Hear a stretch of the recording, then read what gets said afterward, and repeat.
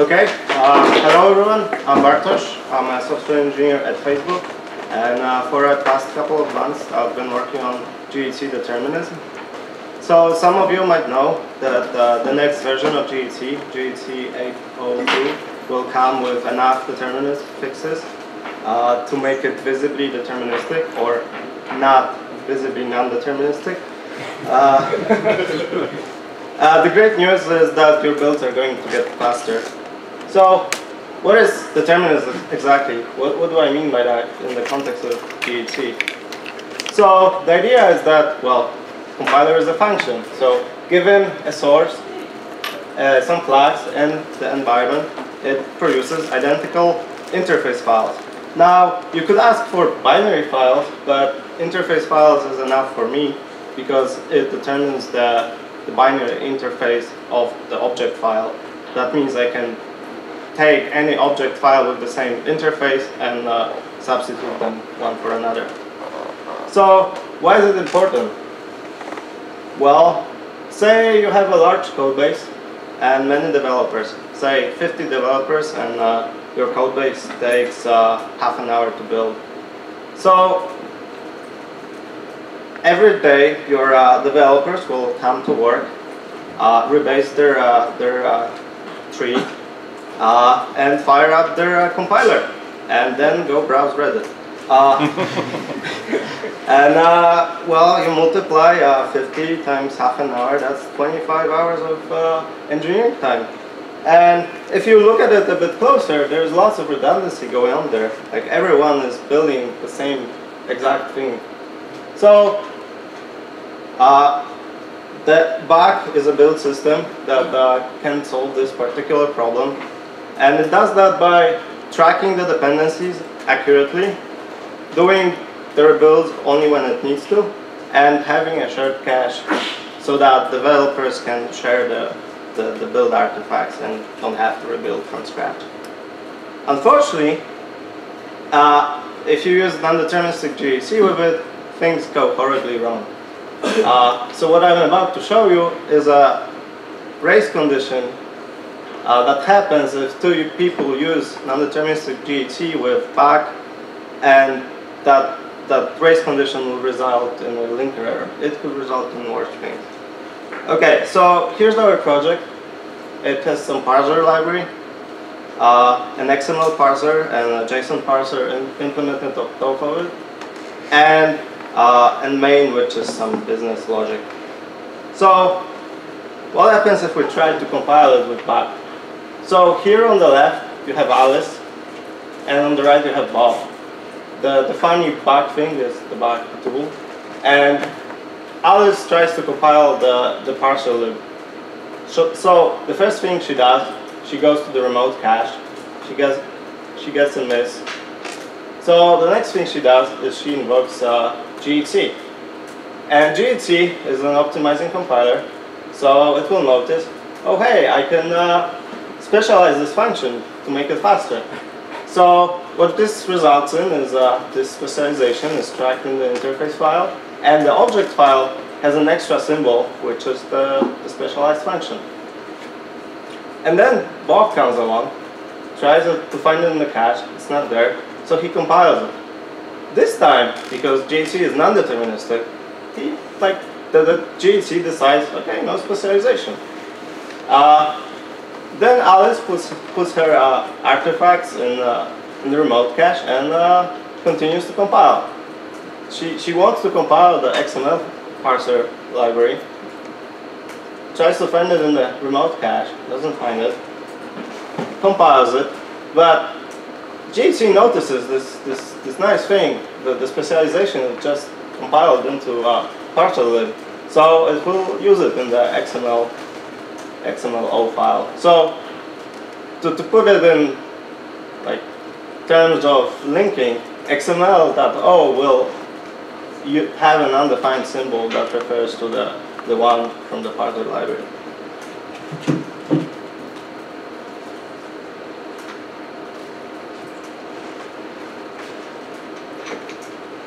Okay, so then she just has enough time to put it in the cache, and Bob comes along. well, puts his artifacts in the cache, but it doesn't matter. Then he wants to compile the XML file. He finds it in the cache and downloads it. Like, it's a perfectly good file. And he continues to compile.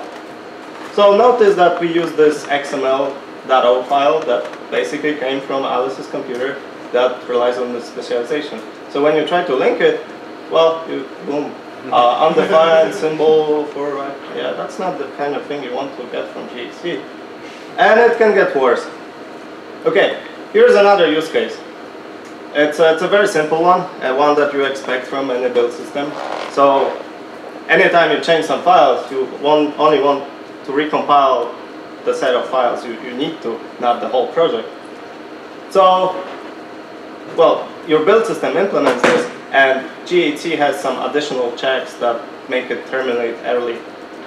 So here we have some files that are already compiled. So we have the corresponding object and interface files. And we remove a comment from a.hs. And what happens is GHC tries to compile it because it's non-deterministic. The interface file can change.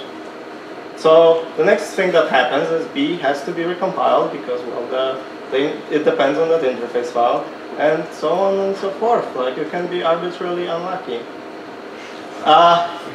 So this happens on a larger scale in Debian and Nix, where you make a simple change to some base library, like you add some documentation, and sometimes you have to recompile the whole world. There is a use case with hot code swiping, which I will not go into detail, but the gist of it is that if the boundary between two objects is stable, then you can like code swap easier. It makes code swapping easier. And if you have if you want bit-for-bit determinism, then having deterministic interface files is a prerequisite for that. Okay, so some of you are probably scratching their heads, like, it's a compiler. Like, why would it, like, just some files, just like read files, output files, a function? Like, why would that be? So some people noticed that it's non-deterministic in 2010. That's 6 years ago. The ticket has 200 comments. There are some related tickets. So yeah. Why is that really? So to explain that, I have to tell you what uniques are. So uniques is a nice optimization in the compiler where you optimize variable comparisons. So here we have a unique type, which is just an alias for int, and we have our variable type, which could be like a lambda bound variable. And it has a name, the string, and a unique, which basically defines its identity. So when we have an eq or OR instance, we can just use those ints, and it's super fast. And because it's super fast, you can have maps, sets, use those maps to do substitutions, lots of useful stuff. So, how do you get those uniques? So there is this fancy data structure, which is really an infinite tree of unique labels. And depending on the way you pull on it, because it's lazy, it has a slightly different shape, and nodes have slightly different values. But for our purposes, we can just treat it as a global counter that gets incremented whenever you need a new unique. It's done this way because you get to not use I/O. That's quite painful if you have to. Okay, so we want to get determinism, and I've just explained to you what uniques are. So if we want to get determinism, either the uniques are stable across recompilation, or they do not affect the ABI. There is no other option. So let's look at the first option. Are the uniques stable? So we have this global unique supply. This already sounds sketchy. It's like a global counter. Then we need to allocate uniques when we type check interface files. And we type check the interface files lazily because, well, sometimes you don't need to. And the interface file for a file that's being currently compiled may or might not exist. So this is a piece of environment that I don't consider an environment. And depending on if this file exists, GHC will load it and allocate some Unix to it. It gets more complicated if you use GHC-make, because then any subset of the interface files for the files you're compiling may or may not be present. And, well, it's 2016, so it would be nice to parallelize that with threading, use your cores. And yes, we still want to get the same Unix. So this looks quite impossible to me. So let's look at the other option. Maybe you're lucky and the ABI doesn't depend on Unix. Well, can anyone tell me what the type of this function is? Anyone? Num-A. Sorry. So num-A, show A. Show A, yeah. Okay, anyone else? Show A, num-A. You're both right. So, yes, well, the type checker has some freedom here. It makes no difference to the programmer, but, well, this has to be implemented somehow. And the way that type classes are implemented is by dictionary passing. And if you pass them in the wrong order, I don't know, things can go wrong. So yeah. So why would the order of constraints be non-deterministic though? Well, this is a very simplified version of a type checker. But at some point, you're going to have a set of constraints. And you want to make a context out of it. Basically, turn the set into some ordered list. And as we can see here, those happen in different orders. So if you look a bit closer to it, at it, you can see that those uniques, this kind of looks sorted by uniques. Like, why does that happen? So remember that when I told you that you can implement the sets with uniques, like using uniques as keys.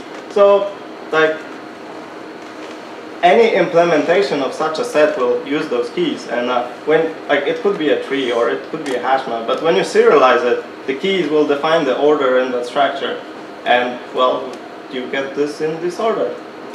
Okay, so how do we fix it? So in this particular case, you can assume that the rest of the compiler is deterministic, and if you do that, you can also assume that the insertion order into that set is deterministic. So you can define deterministic sets which take this order and normalize when you convert them to lists. So I tried that. It didn't work at first. GHC looped. Some fixed point computing thing didn't quite fix point. But I fixed that, and then I tried to compile some things, and it was 20% slower. And Simon told me, well, no, you cannot. Yeah.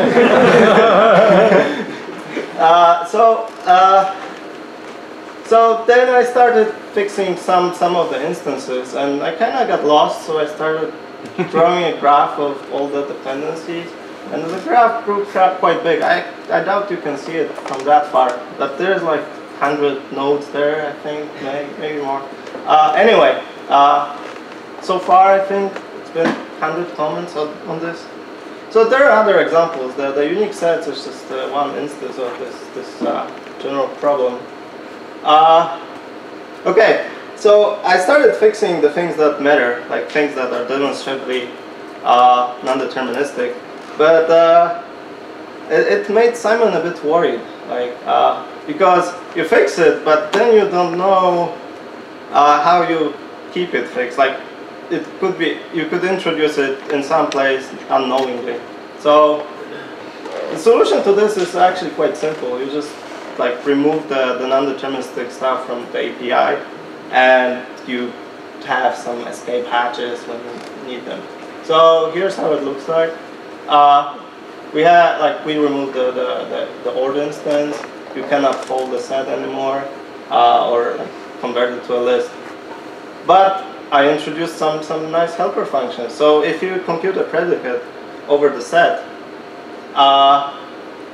Well, it doesn't really matter which order you do that, like it's commutative. So this happens quite often in the compiler, so like this way you have assurance that doesn't break anything because this function is approved.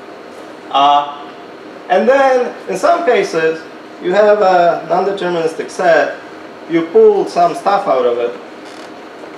You do something that doesn't, like, is really order independent, like zonking. I will not tell you what zonking is. Well, it's order independent anyway, like that's some monadic things, whatever. But the point is that it's order independent and you forget the ordering by creating a new set. So it's basically that the non-determinist is local and non-visible outside of this function. So this is okay to do. And in some cases, it would be unreasonable to turn them into deterministic sets. But when you do that, you should have a comment. And if someone reviews your diff, they should ask you for a comment. But, well, if all else fails, I've developed a test suite. When I was testing this, initially it was quite hard because I had to reproduce certain subsets of interface files. But there's this neat trick of reversing the order of allocations, and it makes the reproduction steps more reproducible. It also discovers some bugs, but I don't have time to talk about it. And the mind map, the graph, so I started marking things there. This is almost done, but it is from the perspective of maintainability now. Like, it is visibly deterministic, but this is just so we can preserve it in the future. So what's coming to GHC 802? Well, like I told you, GHC, when it compiles, you cannot observe the non-determinist. My claim is based on extensive testing. I compiled GHC with GHC. I compiled 1,200 packages from package. And if it doesn't, if it's not deterministic for you, open a ticket. There's some edge cases with template Haskell. You're unlikely to run into them, but well, if you use template Haskell, like, you can do many bad things. So, like, you can embed a date in your file, so I can help you with that. And thanks to everyone involved, the Simons, my managers, and the rest of the community. Okay, questions?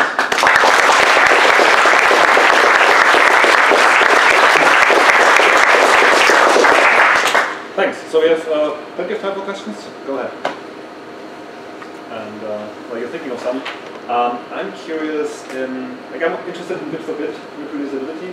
Do you think your approach would just, if you do it more and more, you eventually have bit-for-bit reproducibility, or are there any fundamental differences in trying to achieve that? I think it might be a bit costly. I mean, you might have to introduce non-deterministic sets where it actually decreases performance. Because so when you produce a binary file, it has some public interface, like public names that are like nice, but then there is quite a bit of names that are internal to the object, which contain their uniques. So I don't quite know what to do there. Like, we probably can normalize, but, well, normalization has been tried with interface files, and I had to do this exercise of, like, changing everything. So, I mean, I don't have much trust in normalization, just like preserving the determinism until the end. I think it's possible, it's just, yeah, someone has to do it.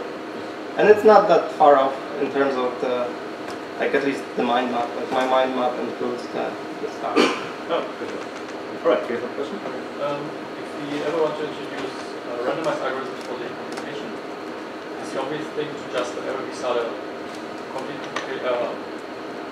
compilation from scratch, that you just fix a random seed for all subsequent computations? Can you keep that around to make the rest? Okay, is the question that you want to have some random computation? No, would it be good enough, basically, or do you think there's more stuff that could go wrong? So there are other things that could go wrong with non-determinism.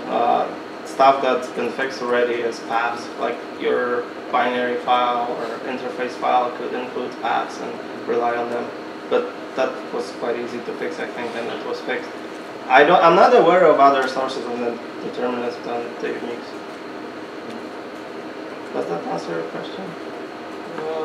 So I was asking for if you want to integrate, like deliberately use randomness in compilation.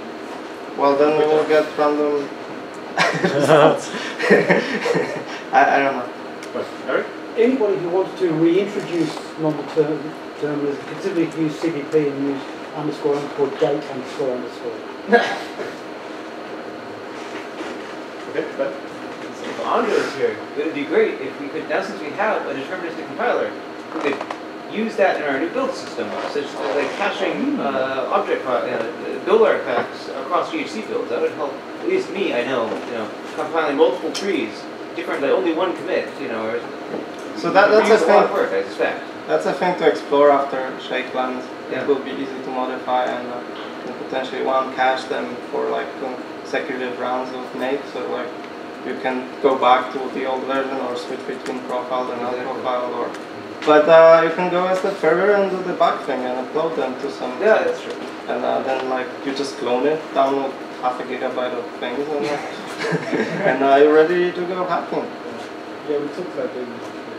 I think Neil's pretty keen on implementing it in short. Yeah. All right. Oh, yeah. What's the broader lesson to be learned about writing deterministic code in Haskell?